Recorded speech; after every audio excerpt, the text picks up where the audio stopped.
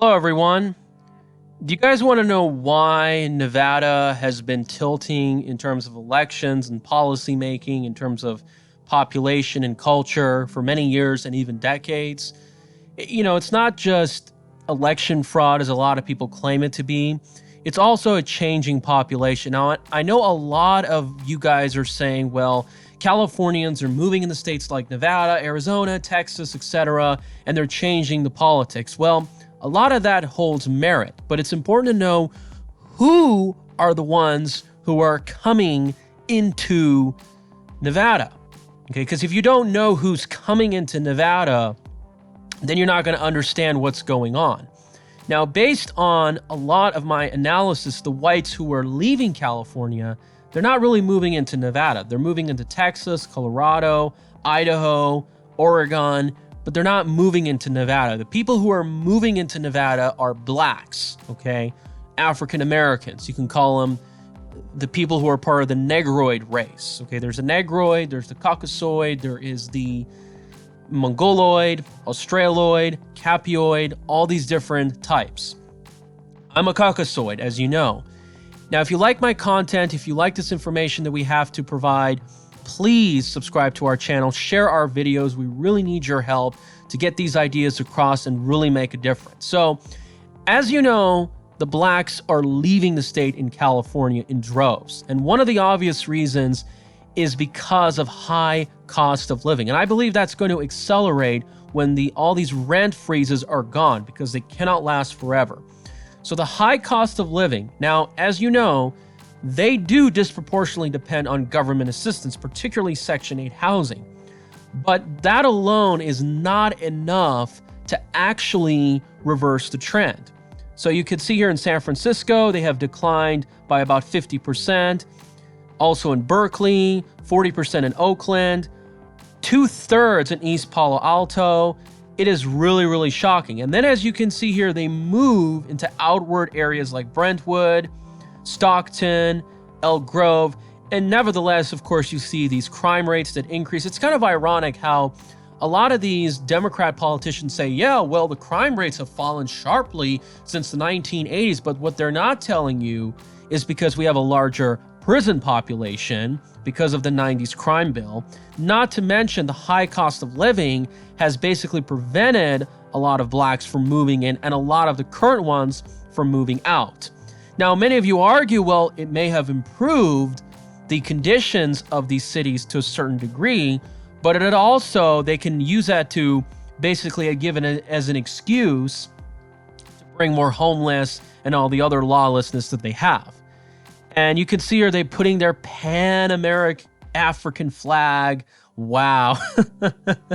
But it's a taboo to do European. Now, this is the really, really sad truth. You can see here, where are they moving? This is the really shocking thing.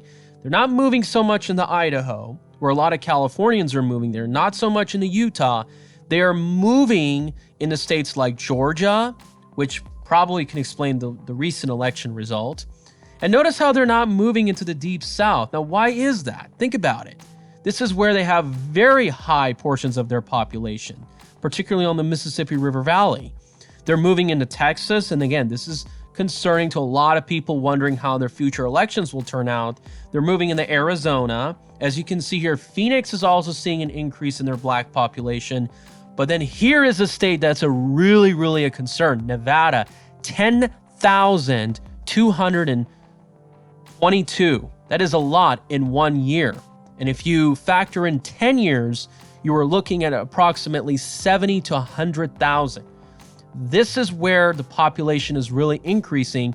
And I wouldn't be surprised, folks, if the Harry Reid political machine is having a deal with Dianne Feinstein and says, hey, okay, well, let's just kick the blacks out of California and we can bring in return more Latinos and Asians into California. So basically, they're kind of doing like a vote swap or something. I wouldn't be surprised. But what's really disgusting, of course, is that they pump these scum politicians like Maxine Waters, who are responsible for heavily destroying the state of California. And then when it fails, when the taxes are so high, they move to another state and bring the same bullcrap policies. And we're seeing it with Horsford. We're seeing with all these politicians that we currently have, and they don't seem to care if Nevada taxes go up. It's just all identity politics. It's all playing the race card. You can see here they're moving out to places like Sacramento. You can see how back in the day, LA had a very large black population. And of course, one might argue one of the consequences or the results of the 92 riots. I was still in my mother's womb, by the way. I was actually living in Studio City in Sherman Oaks. And I'll tell you what, my father was certainly not a fan of blacks or Latinos. He worked for the LA County Department of Public Works for 30 years. I'm telling you folks, this disgust over other races isn't just a white person thing. And you can see here they move out to Lancaster, Palmdale, Victorville, Moreno Valley, and you see increases in crime. You see that the condition of these neighborhoods, usually it's kind of interesting that in Southern California, normally, unlike rest of the country, blacks don't live in the outer fringes. Usually the outer fringes are where whites flee to, but apparently that's not the case. The inner areas have become more and more costly, and now the whites have literally fled or stayed along the coasts or in the mountain areas, and the whites who cannot afford have officially moved to other states like Idaho. And that's really the thing. So what do you think of this? Now, let me tell you one of the consequences of having perhaps a very high black population. You can see here that blacks on average don't support the First Amendment. They believe in hate speech laws. And you can see here that Aaron Ford is not protecting the First Amendment right. So you can see that they're taking aim at the First Amendment because he was arrested for calling a governor a tyrant. So now they're going after our free speech. And heck, they may even go after this YouTube channel. Carson City isn't too far away from Silicon Valley. Think about it. But you see, trolling the governor is now a criminal offense. See, they don't want to get the truth out there, and they're using identity politics to get what they want. Now let's take a look at a lot of other scandals that these so-called black populations have done. You can see how former Commissioner Lawrence Weekly, and by the way, out of all the local politicians, along with, what's his name, Latter-day Saints guy of the city of Henderson, John Mars, who really was disgusted to be around me, no more than Lawrence Weekly. This guy didn't like me. He was just always down and depressed. He was just so identitarian. And what happens as a result? Well, you could see here that stealing our tax money, failing to pay for the Raider Stadium, and don't forget that they take taxpayer money on $700,000 on alcohol and $85,000 on showgirls.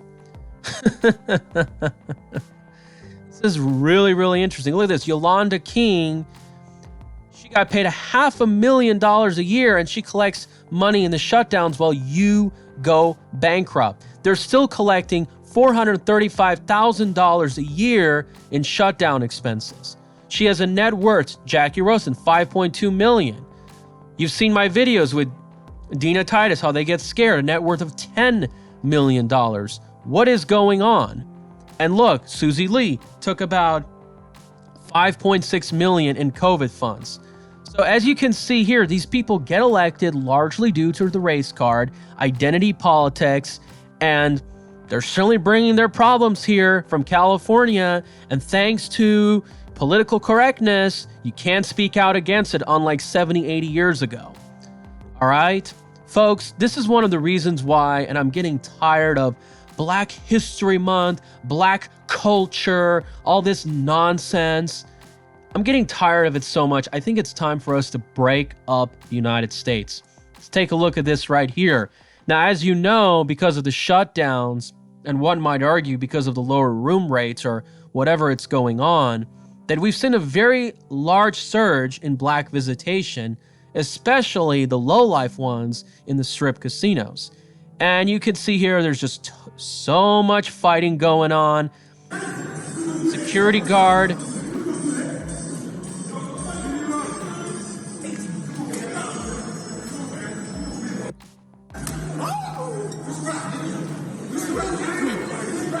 They barely do anything, but they tell us not to film it. Look.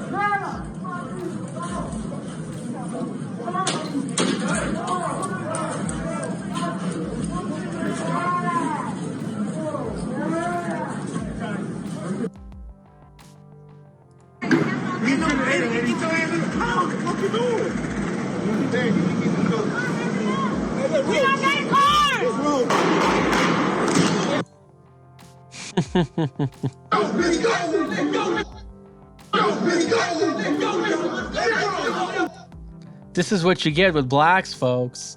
This is what you get with blacks. After 50 years, 60 years after the civil rights movement, what did we ended up getting? And all this ghetto rap culture perhaps made it even worse. All the welfare programs certainly hasn't helped either. Happy birthday to you. Happy birthday.